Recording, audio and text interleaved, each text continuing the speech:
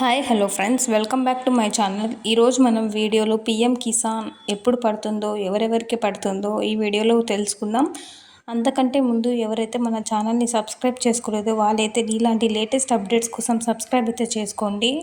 అప్పుడు మీకు ముందుగానే నోటిఫికేషన్ అనేది వస్తాయి. ఇంకా వీడియోలోకి వెళ్ళినట్లయితే పిఎం కిసాన్ అనే యొక్క పథకం వచ్చేసి రైతులందరికీ వర్తిస్తుంది. ఇది ప్రతి ఇయర్ మనకి ఇన్స్టాల్మెంట్స్ లాగా అనేది అమౌంట్ అయితే క్రెడిట్ అవుతూ వస్తుంది. ఈ పథకం ప్రతి ఒక్క రైతులకి ప్రోత్సహించడం కోసం పిఎం నరేంద్ర మోడీ గారు అయితే 2000 రూపీస్ అయితే ఇవ్వడం అయితే జరుగుతుంది. మనకి ఆగస్టులో వచ్చేసి 20th విడుదలైతే ఇవ్వడం జరిగింది. ప్రతి ఒక్క రైతుకి 2000 అయితే అందాయి.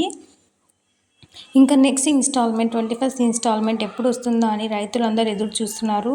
దీనికి సంబంధించి తాజాగా ఒక వార్త అయితే వచ్చింది.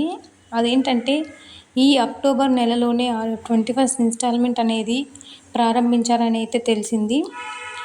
ఈ కొన్ని వేరే స్టేట్స్లో అయితే ఆల్రెడీ అమౌంట్ అయితే పడిపోయింది చాలామంది రైతులకి. ఇంకా ఏపీలో ఎప్పుడు పడుతుందంటే అందరికీ ఏపీలో ఎప్పుడు పడుతుంది అని సందేహం అయితే ఉంది రైతులందరికీ. అది ఎప్పుడు పడుతుందంటే ఈ నెల అనగా అక్టోబర్ నెలలోనే పడబోతుంది.